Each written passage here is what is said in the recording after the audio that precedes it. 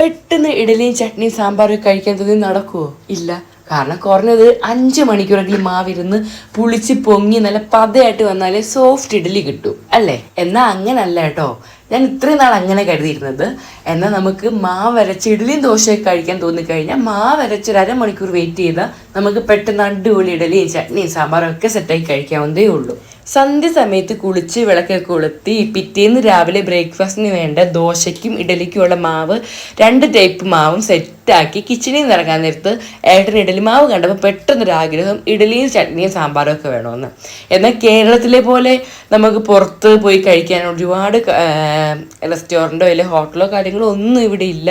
UP-യിലായിരുന്ന ടൈമിൽ നമുക്ക് ഒരുപാടുണ്ടായിരുന്നു കേട്ടോ. ഇവിടെ ആസാമി വന്നതിന് ശേഷം ഞങ്ങൾക്ക് വളരെ കുറച്ച് റെസ്റ്റോറൻ്റൊക്കെ ഉള്ളൂ.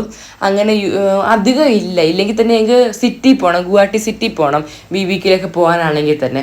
ഇനിയിപ്പം ദോശ കഴിക്കാൻ തോന്നി പുറത്തു പോയി ദോശ കഴിക്കാനും പറ്റില്ല. എന്നാൽ ഉണ്ടാക്കാനോ അതും പറ്റില്ല. കാരണം മാവരച്ച് വെച്ചതേ ഉള്ളൂ, പിറ്റേന്ന് രാവിലത്തേക്കുള്ളതാണ്.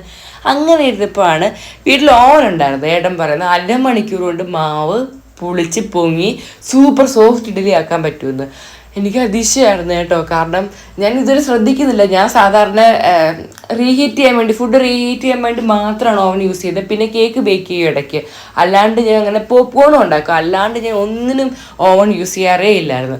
സംഭവം 1/2 മണിക്കൂർ കൊണ്ട് മാവ് അടിപൊളിയായിട്ട് പൊങ്ങി ഇതുവരെ ഉണ്ടാക്കിയതിനേക്കാളൊക്കെ അടിപൊളി സോഫ്റ്റ് ഇഡലിയാണ് ഉണ്ടായത്. ദോശ എത്ര രസമില്ലായിരുന്നു. അങ്ങനെ 1/2 മണിക്കൂർ കൊണ്ട് മാവൊക്കെ പുളിച്ച് പൊങ്ങി സൂപ്പറായിട്ട് വന്ന്. പിന്നെ ഏട്ടന് സാമ്പാറൊക്കെ വേണം, സാമ്പാറും ചട്നിയും. എനിക്ക് രാവിലത്തെ പണി എളുപ്പമാവുമല്ലോ. എന്നാൽ പിന്നെ തേങ്ങാ ചട്നിയും കൂടെ ആക്കാമെന്ന് കരുതി സാമ്പാറും ടൊമാറ്റോ ചട്നി ആക്കിയതിന് ശേഷം നോക്കിയപ്പോൾ ടൈമുണ്ട്. എന്നാൽ പിന്നെ തേങ്ങാ ചട്നിയും കൂടെ ആക്കാമെന്ന് കരുതി അങ്ങനെ ഇഡലിയൊക്കെ നേരത്തെ സെറ്റാക്കി വെച്ച് അപ്പുറത്തെ വീട്ടിലൊരു ചേട്ടനും കൂടെ ഉണ്ട്. പുള്ളിക്കാരനും കൂടെ ആക്കി കൊടുക്കാമെന്ന് കരുതി. നമ്മൾ എന്തുണ്ടാക്കിയാലും പുള്ളിക്കാരന് കൊടുക്കും. പക്ഷേ പുള്ളി ഉണ്ടല്ലോ പ്യൂർ വെജാണ്, നോൺ വെജ് കഴിക്കില്ല. മിക്കപ്പോഴും ഇവിടെ മീനും ഇറച്ചിയൊക്കെയാണ്. അതുകൊണ്ട് ഡിന്നറോ ലഞ്ചോ ഒന്നും അധികം കൊടുക്കാൻ പറ്റില്ല. ബ്രേക്ക്ഫാസ്റ്റ് ആണെങ്കിൽ പിന്നെ എപ്പോഴും കൊടുക്കും. അങ്ങനെ ഇടയ്ക്ക് പുള്ളീൻ്റെ ഫാമിലിയൊക്കെ വന്നിട്ടുണ്ടായിരുന്നു. ഫുഡൊക്കെ ആക്കി കൊടുത്ത്. ഭയങ്കര ഇഷ്ടമാണ് കേട്ടോ എൻ്റെ ഇഡലിയും സാമ്പാറും ചട്നിയും. തേങ്ങാ ചട്നി അത്ര ഇഷ്ടമല്ല. നല്ല ഓപ്പൺ മൈൻഡാണ്. ഇഷ്ടമല്ലെങ്കിൽ ഇഷ്ടമല്ലെന്ന് പറയും, നല്ലതെന്ന് പറയും. എവിടുന്ന് ഇത്ര സോഫ്റ്റ് ആയിട്ടുള്ള ഇഡലിയും സാമ്പാറും ഒന്നും കഴിച്ചിട്ടില്ലെന്ന് പറഞ്ഞ് ഭയങ്കര അഭിപ്രായമായിരുന്നു കേട്ടോ.